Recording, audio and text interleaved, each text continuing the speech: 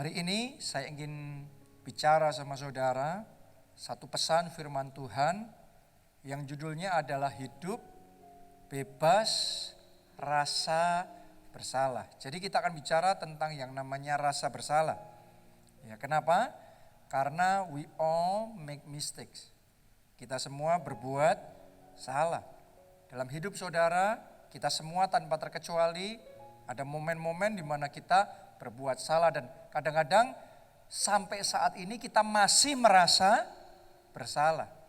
Mungkin saudara pernah ambil keputusan yang salah dan itu mengakibatkan akibat yang fatal buat hidup saudara sendiri.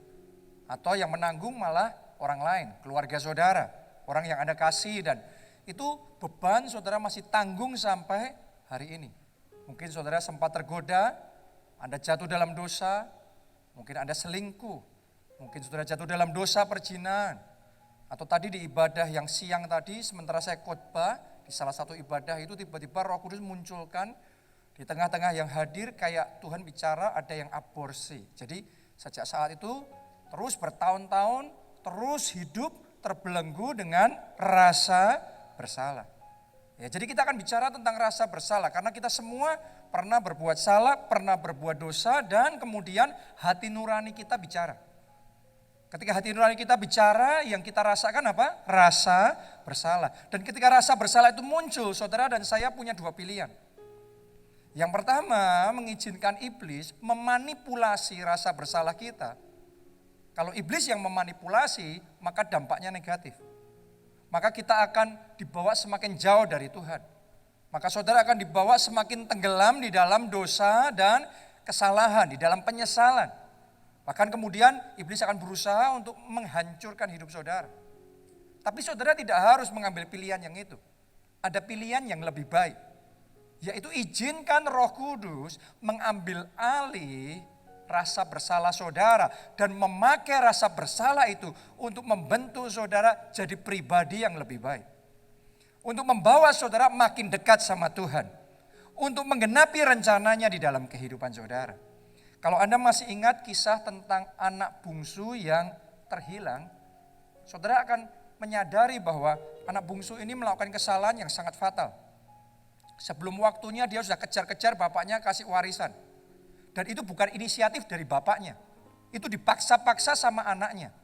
Dan buat sebagian orang tua itu akan menjadi sesuatu yang sangat menyakitkan sekali. Ya, dan akibatnya terjadi ketegangan di dalam keluarga itu. Tapi rupanya bapaknya berbesar hati dan akhirnya dipenuhi permintaan anaknya itu. Setelah dikasih harta itu bukannya jadi tambah baik, bukannya jadi sayang sama bapaknya, lebih dekat sama keluarganya, yang dilakukan anak bungsu itu lebih keterlaluan lagi meninggalkan keluarga. Meninggalkan bapaknya. Dan dengan harta itu dia hidup foya-foya, dia pesta pora, dia hidup dalam dosa, dia hidup dengan pelacur-pelacur. Dia melakukan semua dosa yang kacau balau, yang merusak kehormatan keluarga, yang merusak nama baik bapaknya, semuanya dirusak semua. Sampai akhirnya suatu ketika dia jatuh di dalam kemiskinan. Dia kehilangan segalanya karena dosanya sendiri, karena kebodohannya sendiri, karena kesalahannya sendiri. Akhirnya sekarang dia menderita. Akhirnya sekarang dia hidup susah. Nah, di tengah kesusahannya itu, di tengah dia menghadapi semua konsekuensi atas dosanya itu, tiba-tiba muncul satu dorongan dalam hatinya untuk balik kepada bapaknya. Tiba-tiba ada kepikir di dalam benaknya, aku di sini mati kelaparan, sedangkan di rumah bapakku banyak makanan. Kenapa enggak aku balik kepada bapakku? Aku akan datang, aku akan balik, aku akan minta ampun kepadanya. Nah, saya mau ngomong begini sama saudara. Saya percaya dorongan dan pemikiran yang bisa muncul seperti itu berasal dari Roh Kudus. Dan kemudian ketika dia mengikuti dorongan dari Roh Kudus itu, dia kembali kepada bapaknya. Alkitab mencatat bapaknya menerima dia. Bapaknya mengampuni dia, menerima anak bungsu itu apa adanya, memulihkan, bahkan menyembelih lembu, mengadakan pesta besar buat anak bungsu itu karena katanya anakku yang hilang sekarang telah kutemukan kembali, anakku yang mati sekarang hidup kembali. Jadi anak bungsu itu karena meresponi dorongan dari Roh Kudus, maka hari itu diampuni dosanya. Maka hari itu pemulihan bisa terjadi. Maka hari itu dia terima anugerah. Saya tahu itu yang akan terjadi pada saat ini ada orang-orang di tempat ini. Hari ini dosa saudara diampuni.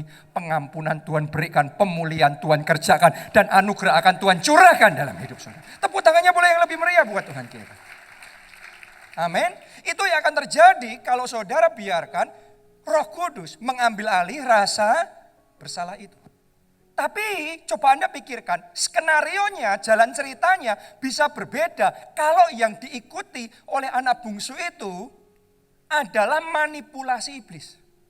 Bisa enggak saudaraku iblis memanipulasi pikiran-pikiran tertentu muncul dalam benak anak bungsu ini yang berkata, kamu kan menderita gini karena kebodohanmu sendiri.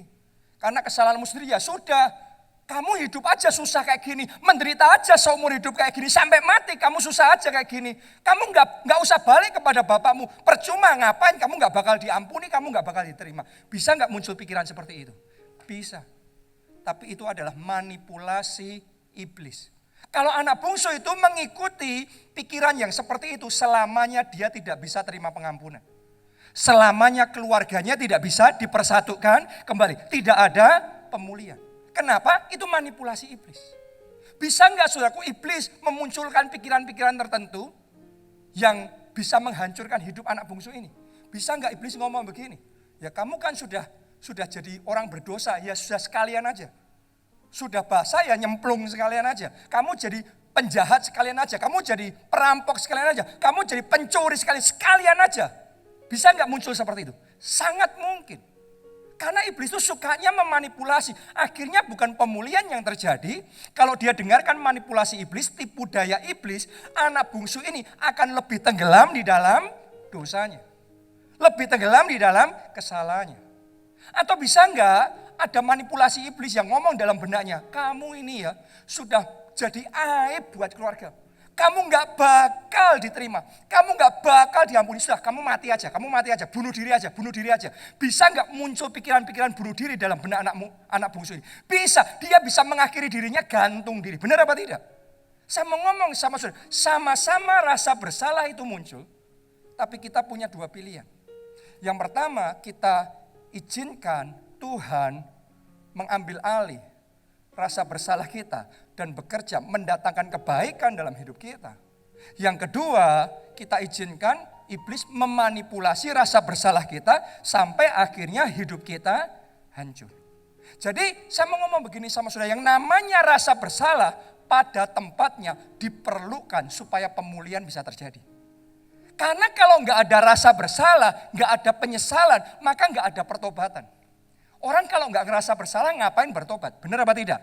Orang bertobat ketika dia merasa bersalah. Jadi ada sesuatu yang dia perlu untuk bertobat. Hanya ketika dia bertobat maka dia diampuni. Ketika dia diampuni pemulihan bisa terjadi. Artinya tanpa rasa bersalah kita malah celaka. Kalau Anda masih ingat kisah tentang Kain, dia sudah bunuh adiknya, itu dosa besar. Tapi Tuhan tanya sama Kain, Kain di mana adikmu? Kain jawabnya, emangnya aku penjaga adikku. Jadi dia sudah melakukan kesalahan tapi dia tidak merasa bersalah. Akibatnya saudaraku, dia kehilangan kasih karunia Tuhan.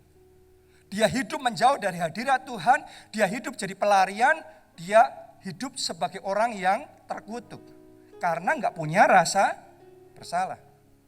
Kalau Anda masih ingat kisah tentang orang-orang di Sodom dan Gomora, boleh dikatakan ini kota yang penuh dosa.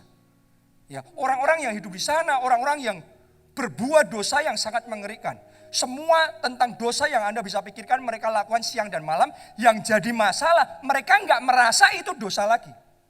Jadi ada orang-orang yang sudah tidak bisa membedakan yang mana dosa, yang mana tidak. Jadi dosa kan semuanya melakukan, semua juga gitu, nggak apa-apa dong. Saudaraku, sehingga akhirnya mereka nggak merasa sudah berbuat dosa, mereka nggak merasa sudah berbuat salah. Akhirnya nggak ada pertobatan dan hidup mereka celaka, hidup mereka hancur. Bahkan di dalam perjanjian baru juga sama. Kisah tentang Ananias dan Safira. Kalau Anda masih ingat itu, mereka menipu, mereka berbohong. Sudah mereka lakukan itu, Petrus tahu, Petrus berusaha untuk meluruskan, berusaha untuk mengkonfirmasi sama mereka, tapi tetap nggak ada penyesalan, tetap mereka bersikukuh dengan tipu daya mereka, dan akhirnya Alkitab mencatat rebahlah, matilah mereka. Jadi tanpa rasa bersalah orang nggak bisa bertobat. Kalau nggak bisa bertobat nggak ada pengampunan. Jadi kalau masih ada rasa bersalah pada tempatnya itu baik. Tapi pastikan yang mengambil alih adalah Roh Kudus. Jangan izinkan iblis memanipulasi rasa bersalah saudara sampai akhirnya hidup saudara hancur. Bukankah itu yang dialami oleh Yudas Iskariot? Yudas Iskariot mengkhianati Tuhan Yesus, menjual Tuhan Yesus dengan 30 uang perak. Oke, sampai akhirnya Tuhan Yesus ditangkap, terus kemudian dijatuhi hukuman mati, disalibkan, mati. Nah, mari kita lihat, Yudas ini sebenarnya dia merasa bersalah terus dia menyesal apa tidak? Mari kita baca Matius 27 ayat 3 sampai 5. Pada waktu Yudas yang menyerahkan dia melihat bahwa Yesus telah dijatuhi hukuman mati. Apa tertulisnya? Menyesalah dia. Jadi ngerasa bersalah enggak? Ada, guilty feeling itu ada. Muncul dalam hatinya. Lalu ia mengembalikan uang yang 30 perak itu kepada imam-imam kepala dan tua-tua. Dan berkata, aku telah berdosa karena menyerahkan darah orang yang tak bersalah. Tetapi jawab mereka, apa urusan kami dengan itu? Itu urusanmu sendiri. Saya mau tanya sama saudara. Yudas setelah menyesal, apa yang dia lakukan tadi? Dia kembalikan uang yang 30 perak itu. Bukankah itu juga yang dilakukan oleh Sakeus? Sakeus merasa sudah bersalah, dia merugikan orang lain. Dan dia ambil keputusan, dia ganti semua orang yang sudah dia rugikan. Dan dia diampuni dosanya. Coba Anda renungkan, itu yang Yudas Iskariot lakukan. Dia terima uang itu dan dia berusaha untuk kembalikan. Sampai di situ masih oke. Tapi yang jadi masalah, sampai di titik tertentu dia izinkan perasaan bersalahnya dimainkan, dimanipulasi oleh iblis untuk menghancurkan hidupnya sendiri. Mari kita lihat ayat yang kelima. Maka ia pun melemparkan uang perak itu ke dalam bait suci, lalu pergi dari situ dan apa? Menggantung diri. Lihat. Seharusnya penyesalan sudah ada. Seharusnya dia berusaha untuk mengembalikan uang itu. Tapi kemudian dia dimanipulasi dengan pikiran-pikiran tertentu. Tuh lihat, gara-gara kamu gurumu ditangkap. Gara-gara kamu tamak 30 uang perak aja. Akhirnya orang yang gak bersalah disalibkan. Kamu nih gak ada harapan, mati aja. Mati. Akhirnya dia bunuh diri. Semua rasa bersalah kalau kita izinkan dimanipulasi iblis, akhirnya akan menghancurkan hidup kita sendiri. Sama seperti orang banyak yang ada ketika Yesus disalibkan, awalnya mereka mendukung penyaliban itu. Tapi ketika mereka melihat cara Yesus mati, Alkitab mencatat tiba-tiba mereka sadar, ini orang benar, ini bukan orang berdosa. Kita sudah salah menyalibkan orang yang benar. Dan ketika mereka sadar, Alkitab mencatat, maka pulanglah mereka sambil memukul-mukul diri mereka sendiri. Saudaraku, saya mau ngomong begini, ada berapa banyak orang yang melakukan kesalahan 15 tahun yang lalu, tapi sampai hari ini masih menyalahkan diri sendiri. Masih menghukum diri sendiri, masih menghakimi diri sendiri. Terus tidak pernah bisa bebas, tidak pernah bisa merdeka dari rasa bersalah itu. Terus diintimidasi, terus hidupnya berbeban berat. Kenapa capek banget? Karena terus bergumul dan berperangnya melawan diri sendiri. Jangankan maju berperang untuk mengalami kemenangan dan terobosan. Itu nggak bisa dilakukan. Kenapa? Karena terus berperang melawan diri sendiri. Banyak orang gak bisa breakthrough, gak bisa maju di next level dalam hidupnya, menggenapi rencana Tuhan. Kenapa? Karena terus-menerus bebannya berat, menyalahkan diri sendiri. Jadi hari ini buka hati saudara, karena saya tahu Roh Kudus ada di tempat ini. Dan ketika firman Allah disampaikan tidak kebetulan, Roh Kudus punya maksud. Dan yang saya tahu persis hari ini akan ada orang-orang di tempat ini mau meresponi firman Tuhan. Dan pertobatan terjadi, pengampunan akan diberikan dalam hidup saudara. Pemulihan Tuhan kerjakan dan anugerahnya dia curahkan di dalam hidup saudara. Amin. Siapa di sini yang mau mengalami kemerdekaan sejati di dalam Tuhan? Siapa di sini yang mau dimerdekakan, dibebaskan dari intimidasi iblis yang terus-menerus akibat rasa bersalah itu? Ya. Yang pertama, saya ajak saudara, mari kita rendahkan diri, mendekat sama Tuhan, dan mengaku dosa serta kesalahan kita. Jadi kalau saudara mau rasa bersalah saudara diambil alih sama Roh Kudus, maka mendekatlah sama Tuhan. Jangan menjauh dari Tuhan, tapi mendekat sama Tuhan. Walaupun Anda sudah buat salah, Anda sudah buat dosa, jangan menjauh dari Tuhan. Yang Tuhan mau engkau mendekat sama Tuhan. Ketika engkau mendekat sama Tuhan, maka saudara akan diampuni. Ketika engkau merendahkan diri dan minta ampun sama Tuhan, Dia Tuhan kasihnya tanpa syarat. Dan Dia mau mengampuni dosa saudara. Oke. Satu hal yang saya sangat suka dari anak saya yang ketiga, yaitu Jane. Saudara bisa tanya sama Pastor Nita, Jane itu punya satu sifat saudaraku, kalau dia berbuat salah, terus saya marahin atau mamanya yang marahin, dia merasa bersalah, maka yang sering dia lakukan, malah dia lari, dia peluk saya atau dia peluk mamanya, terus dia nangis, dia merasa bersalah, tapi dia lari mendekat dan dia peluk kita. Saat dia lakukan itu sama saya, tadinya saya marah, begitu dia peluk saya seperti itu, tiba-tiba marah saya hilang, tiba-tiba hati saya meleleh, langsung saya rangkul, pengampunan langsung terjadi, pemulihan langsung terjadi.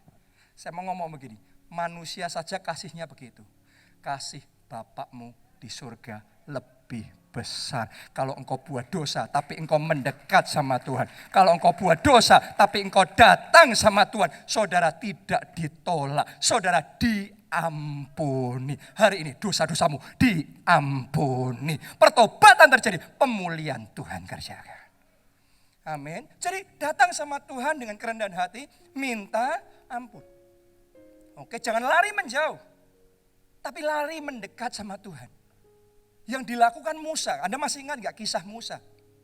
Sejak dari dia lahir, sudah ada rencana Tuhan besar dalam hidupnya. Dia sudah ditakdirkan bahwa anak ini bakal jadi pahlawan besar bagi bangsa Israel. Yang akan memerdekakan bangsa Israel dari perbudakan Mesir dan masuk ke tanah perjanjian. Sementara dia bertumbuh jadi anak muda, jadi pangeran di Mesir. Dia percaya diri luar biasa, tapi dia belum belajar berjalan sama Tuhan. Dan suatu kali dia melakukan kesalahan fatal. Waktu dia lihat bangsanya dianiaya oleh orang Mesir, dia emosi, dia bunuh orang Mesir. Jadi dia berusaha membebaskan bangsanya dengan cara yang salah, dengan waktu yang salah. Pakai kekuatannya sendiri, bukan kekuatan Tuhan, pakai caranya bukan cara Tuhan. Akibat kesalahannya itu dia harus lari dari Mesir. Dia lari dari Firaun karena dia mau dibunuh ganti sama Firaun. Dan saudara tahukah Anda, 40 tahun dia melarikan diri di padang gurun.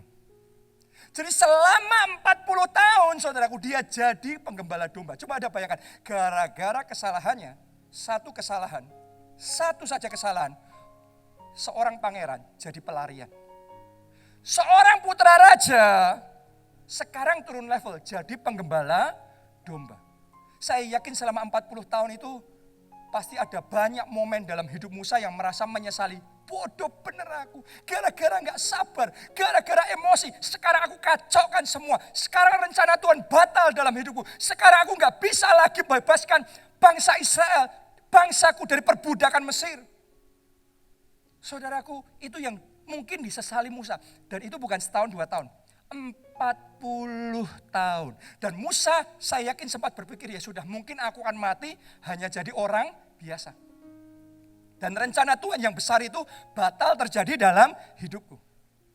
Di saat Musa sudah menerima kenyataan itu, sudah menyerah sama rencana Tuhan dalam hidupnya, ternyata Tuhan tidak pernah menyerah sama Musa. Mungkin ada di tempat ini karena saudara sudah buat salah, engkau merasa gara-gara kesalahanmu rencana Tuhan batal. Gara-gara dosa-dosa saudara mungkin semuanya sudah kacau dan tidak ada harapan. Tapi saya mau katakan jangan pernah menyerah. Bahkan sekalipun saudara sempat merasa mau menyerah, Satu hal yang saya mau ngomong sama saudara, Tuhanmu tidak pernah menyerah dengan hidupmu. Dia masih punya rencana yang besar. Kesalahan saudara tidak membatalkan rencana Tuhan. Dosa saudara tidak membatalkan rencana Tuhan. Hari ini pemulihan akan terjadi. Di saat Musa di titik terendah dalam hidupnya sudah hopeless. Tiba-tiba suatu hari Tuhan menampakkan diri sama Musa dalam bentuk api yang ada di semak-semak, tapi semak-semak itu tidak terbakar. Dan di situ Tuhan kembali memanggil Musa. Di situ Tuhan mengampuni Musa. Di situ Tuhan memulihkan. Tuhan mengurapi Musa. Di situ Tuhan memberikan kekuatan yang baru. Dan Tuhan mengutus Musa untuk kembali ke Mesir. Menghadapi masa lalunya. Menghadapi kesalahannya. Menghadapi Firaun. Sampai akhirnya dia berhasil menggenapi rencana Tuhan dalam hidupnya. Yaitu membebaskan bangsa Israel dari perbudakan Mesir. Wow, saya yakin bagi orang-orang tertentu, hari ini, hari rencana Tuhan dipulihkan dalam hidup saudara. Hari di mana apa yang seharusnya Tuhan mau kerjakan dalam hidupmu dan itu sempat rasanya kandas, hilang gara-gara kesalahanmu. Tapi hari ini kalau saudara merendahkan hati, datang sama Tuhan, Anda mendekat sama Tuhan, maka dosa-dosamu akan diampuni. Sama seperti Tuhan mengurapi Musa lagi, sama seperti Tuhan memberikan kekuatan lagi, sama seperti Tuhan memberikan kesempatan berikutnya sama Musa. Hari ini Tuhan mau memberikan kesempatan berikutnya kepada saudara. Sampai Anda bangkit, sampai rencana Tuhan tergenapi dalam hidup saudara. Amin. Jadi ketika Anda merasa bersalah, satu hal yang saudara harus ingat. Jangan menjauh dari Tuhan. Mendekat sama Tuhan. Karena ada janji pengampunan dari Tuhan. 1 Yohanes 1 ayat yang ke-9. Jika kita mengaku dosa kita, maka ia adalah setia dan adil. Sehingga ia akan mengampuni segala dosa kita. Dan menyucikan kita dari segala kejahatan. Mungkin iblis selalu ngomongnya beda sama ini. Iblis ngomong kalau dosamu sudah kayak gitu, nggak bisa diampuni. Makanya berapa banyak orang mau maju pelayanan nggak pernah berani karena merasa nggak layak. Seolah-olah darah Kristus nggak bisa mengampuni dosanya yang itu. Nggak bisa menguduskan dia. Berapa banyak orang mau berdoa minta sama Tuhan rasanya nggak yakin Tuhan mau jawab doa orang seperti saya. Karena saya orang berdosa. Saya mau ngomong sama saudara, Alkitab mengatakan ia setia dan adil. Tolong dengarkan baik-baik, dosamu boleh sangat besar, tapi tetap kasih Allah terlebih besar. Kalau saudara minta ampun hari ini diampuni. Hari ini dosa saudara sudah selesai. Hari ini Tuhan terima saudara kembali apa adanya. Amin. Jadi jangan pernah lupa itu. Ayo datang sama Tuhan dengan kerendahan hati, mendekat dan minta ampun sama Tuhan.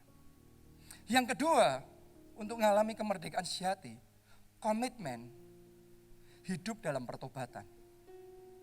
Jadi setelah kita mengaku dosa dan kita minta ampun, dan Tuhan mengampuni dosa kita, maka yang kedua yang saudara perlu lakukan adalah komit untuk hidup dalam pertobatan yang sejati. Karena Alkitab ngomong, hasilkanlah buah-buah sesuai dengan pertobatanmu. Oke, jadi Tuhan mau bukan sekedar pengampunannya itu membersihkan kita, tapi pengampunannya mentransformasi hidup kita. Makanya tadi ditulis, ia adalah setia dan adil, ia mengampuni segala dosa kita, enggak cuma diampuni dosanya, dan menyucikan kita dari segala kejahatan. Oke, jadi bukan cuma diampuni dosa selesai, tapi sampai disucikan, sampai roh saudara disucikan. Sampai jiwa saudara disucikan. Sampai tubuh saudara disucikan. Sampai pikiran dan hati kita disucikan. Sampai keinginan-keinginan kita yang tadinya enggak kudus, sekarang disucikan. Itu karya salib Yesus Kristus. Sehingga kita dimampukan hidup dalam pertobatan. Saudara dengan kekuatanmu sendiri engkau enggak bisa hidup dalam kekudusan. Berapa banyak dari saudara sudah mencoba dan Anda gagal lagi kan? Gagal lagi kan? Berhenti berusaha dengan kekuatan saudara sendiri. Karena kalau kita berusaha dengan kekuatan daging kita sendiri, kita akan gagal. Dan selalu jatuh. Itu yang Anda alami mungkin selama ini. Tapi kalau saudara buka hatimu, saya mau doa hari ini. Ada anugerah untuk hidup benar. Tuhan impartasikan dalam hidup saudara. Bukan dengan kuat, bukan gagah, tapi Roh Kudus yang menyucikan hidup kita sampai hidup kita disucikan from the inside out. Dari dalam keluar sampai pikiran hati kita, sampai kita ini yang ngejar kebenaran itu, sampai kita menginginkan, sampai kita ngelihat yang lama itu sudah kayak Paulus ngomong, yang dulu ku anggap keuntungan, sekarang ku anggap sampah. Yang dulu ku anggap sampah, sekarang ku anggap keuntungan. Sampai dosa itu tidak lagi menarik buat saudara. Kalau dosa nggak lagi menarik, caranya iblis goda kita gimana? Oke, jadi Tuhan bisa menyucikan hidup kita. Sehingga kita terima anugerah hidup dalam pertobatan. Yang ketiga, stop mendengarkan suara pendakwa. Dan mulai mendengarkan suara pembela kita. Saya bacakan dulu ayatnya di Sakaria 3 ayat yang pertama.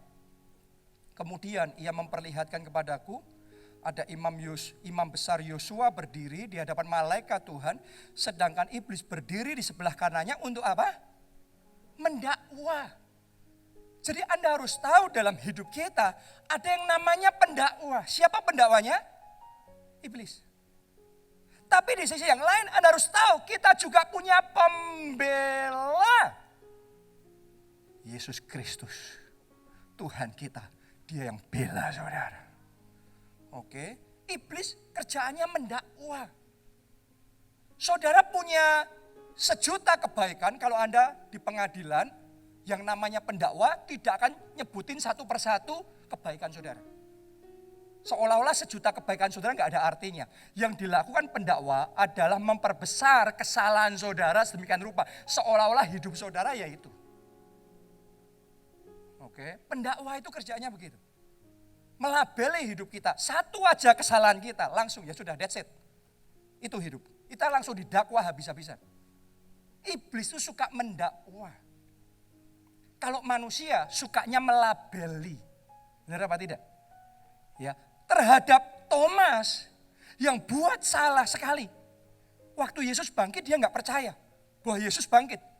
Sejak saat itu sampai sekarang manusia kita masih suka melabeli Thomas. Ini murid yang tidak percaya, padahal dia momen tidak percayanya ya sebentar aja.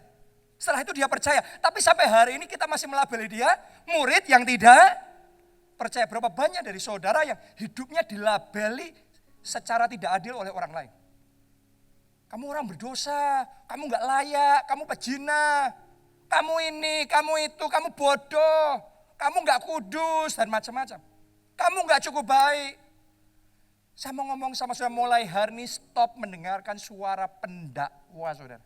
Kenapa? Karena kebenarannya Anda sudah diampuni dosa-dosa saudara. Kalau iblis memperbesar satu kesalahan saudara dan tidak menganggap 1.000.000 kebaikan saudara. Tapi yang dilakukan Yesus pembela kita sebaliknya.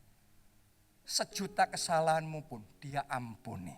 Bahkan dia serahkan tubuhnya dan darahnya mati bagi kita di kayu salib. Sehingga kita yang harusnya binasa tidak binasa melainkan beroleh hidup yang kekal. Bukan hanya dia ampuni dosa kita, dia berikan kebenarannya dalam hidup kita. Mari kita baca ayatnya di Kolose 2 ayat 13 sampai 14. Kamu juga meskipun dahulu mati oleh pelanggaranmu dan oleh karena tidak disunat secara lahiriah, telah dihidupkan Allah bersama-sama dengan dia sesudah ia mengampuni segala pelanggaran kita. Tolong dengarkan baik-baik. Pelanggaran saudara sudah diampuni. Katakan amin saudara. Bukan sekedar akan diampuni, bukan sekedar sedang diampuni, sudah diampuni. Ini firman Tuhan yang ngomong, ayat yang berikutnya. Ayat yang ke-14. Dengan cara apa? Dengan apa? Menghapuskan apa? Surat hutang. Itu hutang dosa dan Alkitab mencatat hutang dosamu sudah dihapuskan. Kalau ada accountant di tempat ini yang namanya hutang dihapus bukukan, artinya selesai. Itu sebabnya di kayu salib Yesus ngomong sudah selesai. Oke, mungkin saudara sempat ambil hutang KPR di bank terus Anda gagal bayar. Secara manusia sudah habis. Tapi Tuhan gerakkan seseorang, mungkin orang tua saudara atau teman saudara, ya, untuk take over kredit itu. Dan sebagai ganti saudara yang gagal bayar, dia yang bayar semuanya. Ketika hutang itu sudah dibayar, statusnya lunas. Mungkin Anda merasa, tapi kan aku belum bayar. Bukan aku yang bayar, walaupun bukan saudara yang bayar. Hutang itu sudah lunas. Dosa saudara sudah lunas. Dosa saudara sudah diampuni. Yesus yang bayar semua hutang dosa kita. Tepuk tangannya boleh yang paling meriah buat Yesus yang membayar dosa-dosa kita. Menghapuskan surat hutang yang oleh ketentuan-ketentuan hukum mendakwa dan mengancam kita. Dan itu ditiadakannya dengan memakukannya pada kayu salib. Jadi sudah ditiadakan. Mulai hari ini saya ajak saudara untuk tahu cara berperang melawan pendakwa. Setiap kali pendakwa ngomong sama saudara, tuh kamu gak layak. Kamu tuh sudah pernah aborsi, kamu sudah pernah buat yang gak benar. Gak bisa. Saudara ngomong sama pendakwa itu, aku punya pembela. Namanya Yesus Kristus Tuhan. Dan pembelaku berkata, sudah lunas. Surat hutang itu sudah lunas. Dosa-dosaku sudah diampuni. Pelanggaran-pelanggaranku sudah ditiadakan dan dipakukan pada kayu salib. Artinya Anda merdeka. Saudara bebas. Amin. Dan kalau Tuhan ngomong saudara merdeka, Anda sungguh-sungguh merdeka. Yang terakhir, yang keempat. Mau mengalami kemerdekaan di dalam Tuhan? Ini yang terakhir, yang keempat. Dengan iman, terima kasih karunia Tuhan. Oke, kenapa? Karena kasih karunia Tuhan bisa membatalkan kutuk dan mengubahnya jadi berkat. Kenapa itu penting? Karena waktu Anda berbuat dosa, konsekuensi dosa itu kutuk, maut. Tapi ketika Anda sudah bertobat, terima pengampunan, sekarang dengan iman, terima anugerah Tuhan. Waktu engkau terima anugerah Tuhan, harusnya tadinya kena kutuk, tapi kutuknya dibatalkan, diganti berkat. Dalam nama Yesus, terima berkat, terima berkat, terima berkat, terima berkat, terima berkat, terima berkat. Katakan amin, tepuk tangannya pula yang paling meriah buat Tuhan. Dan untuk terima anugerah, untuk terima kasih karunia, butuh yang namanya iman. Butuh yang namanya keberanian. Karena banyak orang takut-takut, aku layak enggak ya untuk terima anugerah. Justru anugerah, kasih karunia itu, kita enggak layak, tapi diberikan sama kita. Tapi dari pihak kita butuh iman, keberanian. Aku terima kasih karunia dari Tuhan. Kalau Anda terima kasih karunia Tuhan, maka Anda akan melihat bukan hanya dosa-dosamu diampuni.